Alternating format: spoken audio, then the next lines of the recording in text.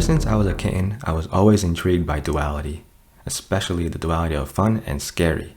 That's why I love horror so much. In between the fun and scary, there's so much at play. Mystery, fear, joy, excitement, melancholy. It's like a really good Oreo, golden or classic, and the cream tastes like soul energy xylophone. Duality is a major theme in Twin Peaks, one and the same type stuff. It's so very fitting that the introduction to Dale Cooper, and pretty much the show itself, has Dale on his way to the town, with trees passing by him. He's passing through a forest. He's somewhat excited to go to Twin Peaks, yet he's cautious because he's still very unsure of the details of the case and bizarre adventure he's about to go on. The woods is a constant reminder of the duality theme in the show. Dale heads into the forest and in many ways gets lost. I saw Twin Peaks when I was a child. Seeing Bob rush across that sofa and right up to the screen genuinely scared the hell out of me. But my physical reaction was, what the hell? Frightened but very amused. Duality of man, them. Duality of envy. So fast forward to the future, I'm holding a GameCube controller and watching Leon's fine ass sitting in a car. It's the opening to Resident Evil 4.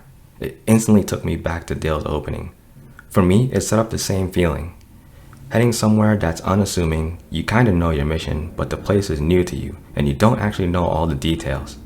Both Leon and Dale had no clue just how lost they will get. Forest and storytelling can be used in a multitude of ways. Now with video games, there's another layer. You can directly experience the story. You're playing it. It's part of why the medium of video games is so unique. Come, let's get lost in video games. Welcome to the Super Nonsensical Everlasting Story Saturday morning Random Access Memory Show. I am the PEPCAT, aka PEPCAT, the cat MB from Mackay. I'm Che, your Demper from Shaolin.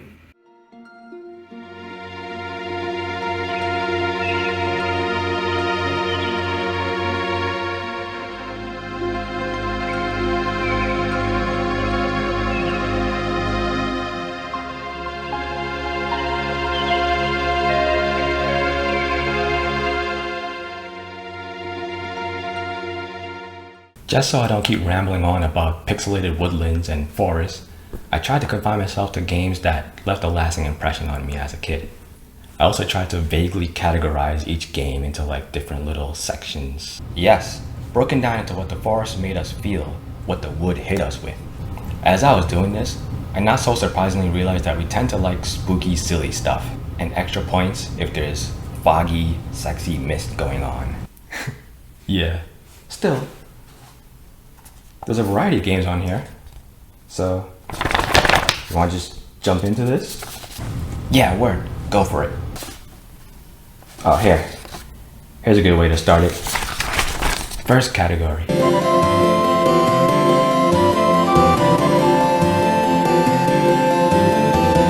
In Chrono Trigger, at the beginning of the game, there's a forest that separates you and the castle. When you enter the forest, you met with a soothing, serene song. Yet there's a hint of mystery.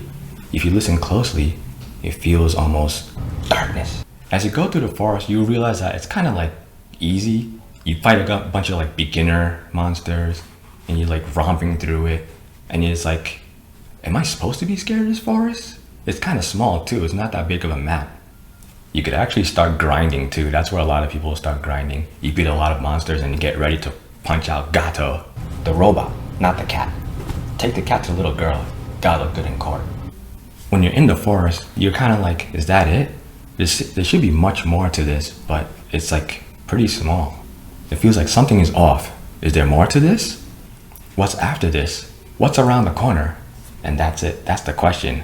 What's waiting for you around the corner? I might be reading too into this, but it's pretty cool and like almost beautiful that the game starts with the forest. The main first arc is when you have to rescue the princess. Well, you don't know it's a princess at that time, but spoiler alert, it's the princess. And the arc starts with you going through the forest. And when you go back in time, you end up in another forest, which is the same forest. And then the arc ends with you going back through that forest. It's like symbolism or some shit. It's so well done. The serene forest was kind of a misdirect. Soon we have to run from the castle guards in that very same forest. There's another forest scene in Chrono Trigger, kind of late in the game, where the party is camping out. It's really calming. I like that the game took a moment to like relax And it's like, I think at that point you're about to start the rest of the game. Well, pretty much finish the rest of the game. I like that it took that nice little moment. Almost felt like that scene in Ninja Turtles, the original movie, when it went to April's farm, took a break. It slowed down the pace in the movie just enough to like take you somewhere else. Another game with a not so calm before the storm thing, which had a literal storm going on, was Legend of Kage, not to be confused with Kabuki, Quantum Fighter. What? Why would you confuse the two? To this day, I don't really have an answer to that. Like, I saw them at the same time. I was like maybe 7 or 6, and they both like run around and swinging a weapon.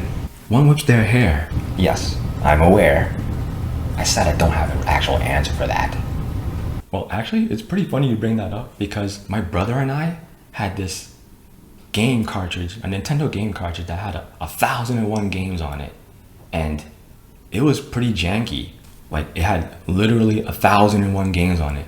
My mom bought it at one of those like really suspicious stores, like those like electronic stores that had everything in it, and you could like buy furniture in it, but nothing is like real. Like, it got it from like dubious sources. But anyway, my mom bought it, and I can still remember like the smell of the cartridge. Like, she gave it to me, and when she put it in my hand, I could smell the hot plastic. Like, they just made the cartridge there on the spot and then handed me this hot plastic game. So anyway, one of the games on that cartridge was Legend of Kage, and I remember playing it with my brother, and when you select Legend of Kage, it just throws you into this huge map. It's like a forest, and like there's a bunch of men flying at you. It was raining men? Yes. And you're running around swinging whatever weapon that is. Not his, her. And you're going back and forth, like swinging that weapon and fighting these rain men, and it never ends. It doesn't seem to end. There's like thunder and lightning, and it's raining, and it's flashing, and you're just constantly just running back and forth to the stage, fighting these rain men, and we had no idea how to go to the next stage. We couldn't figure it out. We tried so many different things, and we'd just give up and pick one of the 1,001 games on the cartridge. So years later, like around, I think it was in college, I met someone that played Legend of Kage, and as they were talking about it, I was like, wait a minute. We couldn't have finished that stage because it was a bootleg. There was no other stage. We couldn't figure it out because there was nothing to figure out. It was a bootleg game. Like, we, as kids, we knew the 1,001 games on there were bootleg because most of the games on there were just like repeats with like slight variations, but we didn't know how bad it was. So yeah, we played a broken game, and I never actually played the real Legend of Kage to this day. So wait, what does that have to do with Calm Before the Storm? Oh yeah, well, because the stage had like a literal storm, and I like rain, and it's calming. Rain is calming. Oh.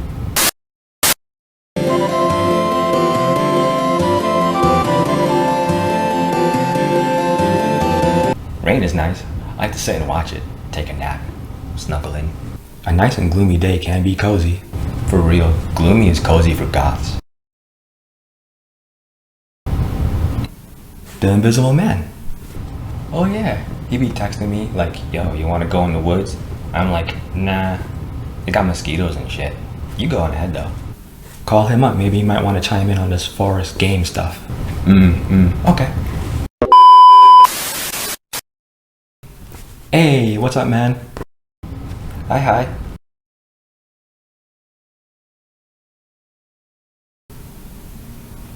Is he there? Yeah, he's right there. You don't see him? Oh, that's right. I keep forgetting you don't have cat eyes. Didn't you fix the translator? What? No, you said you'd fix it. No, don't start that. Don't start that. Why you so? Wait, he talking. So gloomy is nice. We like gloomy. Super Mario World has faces in those trees, giving off a nice gloomy aesthetic. Fun gloomy, not the depressing gloomy. I kinda like gloomy as in like Halloween fun kitty aesthetic. It's kinda one of my favorite things. Now if you want gloomy with less kitty aesthetic, Legend of Mana and the Secret Mana series has that covered. The Mana games love forests, and they're really good at it. When I first saw the Haunted Forest, I was immediately like enamored. is so beautiful. The colors, the music, that sexy fog. Right? The mood was on point. I was like, yeah, let's go see this witch. Her design sense is immaculate. She can't be that evil. The forest got bramble. I'm a sucker for bramble. Thorny bushes and vines. The forest itself was a puzzle too. It's a pretty dangerous puzzle. Pretty dangerous. The pretty flowers up against the danger that you're in, as well as it being a puzzle, dangerously pretty. You might die amongst the beauty. The woods in Diddy Kong Racing.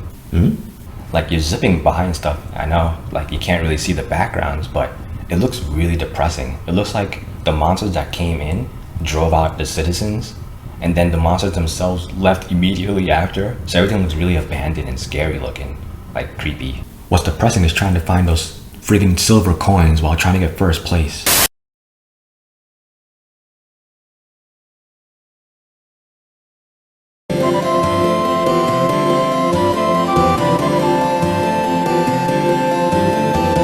The Sonic series has a lot of forest stages, but I want to talk about Mushroom Hill in particular. At the time, it was very unique, at least to me. It's the first stage when you play Sonic and Knuckles. Well, finding out later that it's not actually the first stage when you consider that Sonic 3 and Sonic and Knuckles is one and the same game. Regardless, when you turn on a Sonic game, usually you're like expecting like a tropical, green and lush, brightly lit stage. Instead, when you turn on this game, it's mushrooms. Tall mushrooms, thin mushrooms, thick mushrooms, bouncy mushrooms, girthy mushrooms. Mushroom Hill was for sure a different opening pace for a Sonic game. I was pretty taken aback actually, but I quickly fell into like how chill it was. It was a nice relaxing vibe. Usually when you put on a Sonic game, it's like, he's the fastest thing alive! He's the fastest thing alive! But in this game,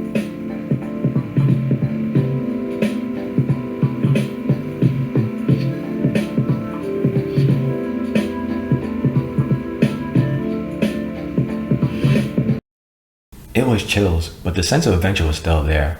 The stage was really large, and the bad guys were kind of hazardous. Well, again, because it wasn't actually the first stage.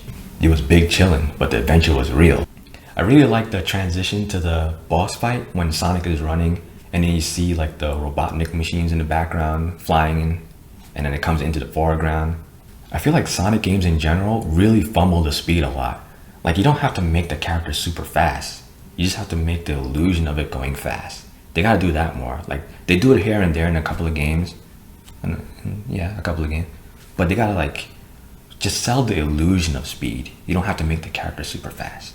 It's not fun being so fast you can't control your character, or like the camera can't even keep up with you and you can't even control the camera, and then it makes you like game over yourself constantly.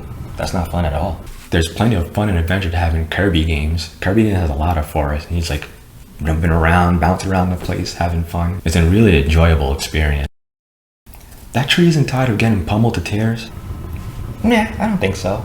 Wonder how those apples taste. The games that gave me a real sense of adventure though were the mana games. Secret of Mana, Legend of Mana, you know. Ooh la la, yes, tell them. At the time, the first forest stage in Secret of Mana like really stood out to me. It gave me that real sense of adventure. It felt so damn epic. There wasn't even that much going on. It's just like the pacing that led up to you going into that first forest. Like it was like really well done. Little me thoroughly enjoyed it, not knowing what's to come later on when I played Legend of Mana. Legend of Mana and the Mana series in general has some of the best forest and like jungle stages ever. The music combined with the epicness, like the overall grand scale, makes you feel like you're part of the story. The pacing of the game is always so good. Well, at least the Mana games I've played. It has you laser focused on trying to get through the forest stages. It feels like a really epic battle. For real, it felt like you were actively fighting against the forest. They each had like their own distinct characteristics. They felt like characters themselves. My favorite was the forest where you met the pirate penguins. I love those guys. I like the terrible fairies you run into.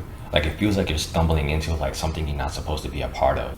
Which is true. As you learn later, there's so much going on from the past that leads up to where you are. You just kind of stumbled into it. The forest knows though, and you walk in with no idea, but you leave the forest with wisdom.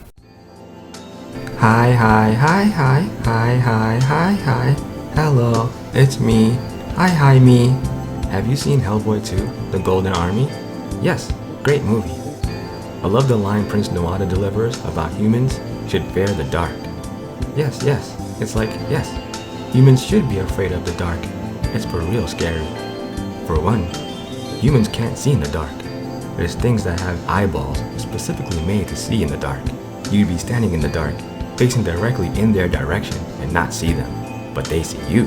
Remember that quote-unquote kids show, Are You Afraid of the Dark? Oh yes, great show.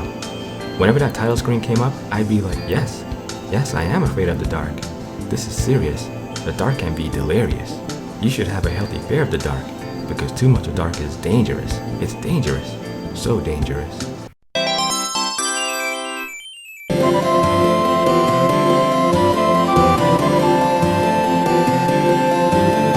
The forest in Legend of Mana can be very dangerous and mysterious. Even the jungles, even though they look so pretty. Jungles are prettier, warmer forests anyway. I really like the mysterious look of the Lost Woods in Link to the Past. The shadows, the light peeking through the canopy, and that sexy mist. Takes me back to watching Legend. Actually, I feel like Miyamoto was like inspired by Legend when making Legend of Mana. There's a lot of parallels in both. Like they have a lot of things in common. And well, I could go into a whole thing, but maybe I should do a video on that. The Lost Woods in Breath of the Wild really captured that experience nicely. It felt like a bigger feeling than when I was playing Link to the Past. It's like, it perfectly captured nostalgic feel.